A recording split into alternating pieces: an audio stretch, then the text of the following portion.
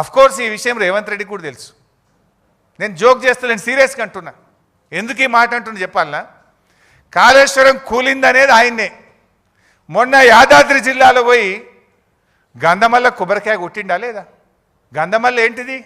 Continuation of Kaleshwaram. మరి కూలిందనేది నువ్వే, Gandhamalla project కొబ్బరికాయ కొట్టేది నువ్వే, కూలిందనేది నువ్వే.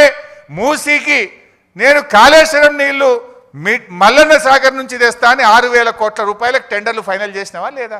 మరి కాళేశ్వరం కూలిందంటావు, కాళేశ్వరం నీళ్లు 6,000 కోట్ల రూపాయలతో తెచ్చి మూసీలో పోస్తా అని టెండర్లు ఎట్లా ఫైనల్ చేస్తావు బిడ్డ? అంటే నువ్వు అబద్ధాలు చెప్తున్నావు, గోబలు చెప్తున్నావు. సో ఎప్పటికైనా కేసీఆర్ చేసిన నిర్ణయం తన కోసం కాదు, 100 ఏళ్ల రాష్ట్ర భవిష్యత్తు కోసం ఆలోచించి కేసీఆర్ గారు మల్లన్న సాగర్ లాంటి ప్రాజెక్టులను, కాళేశ్వరం ప్రాజెక్టును వారు నిర్మించడం జరిగింది.